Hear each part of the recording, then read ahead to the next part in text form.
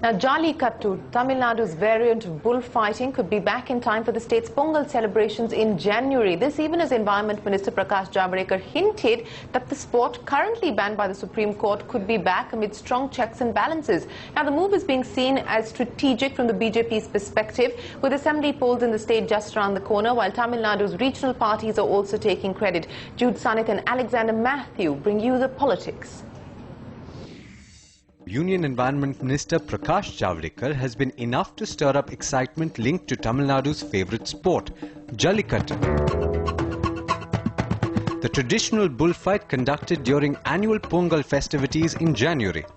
The sport was banned by the Supreme Court in May 2014, with activists saying it was excessively cruel to bulls.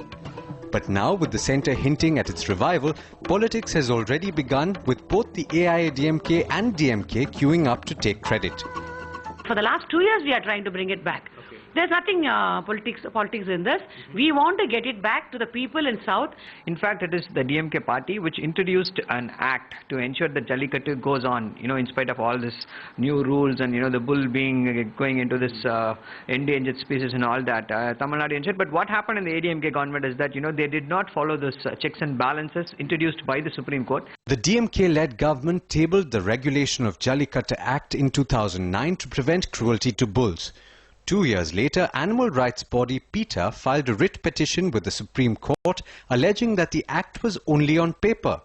The Supreme Court then directed the Animal Welfare Board of India to keep an eye on jallikattu proceedings. And based on the voluminous evidence that was found of cruelty being perpetrated, in spite of organizers and the people knowing that these things were being recorded for the Supreme Court, it was based on that voluminous evidence that the honorable judges ruled that this was cruelty.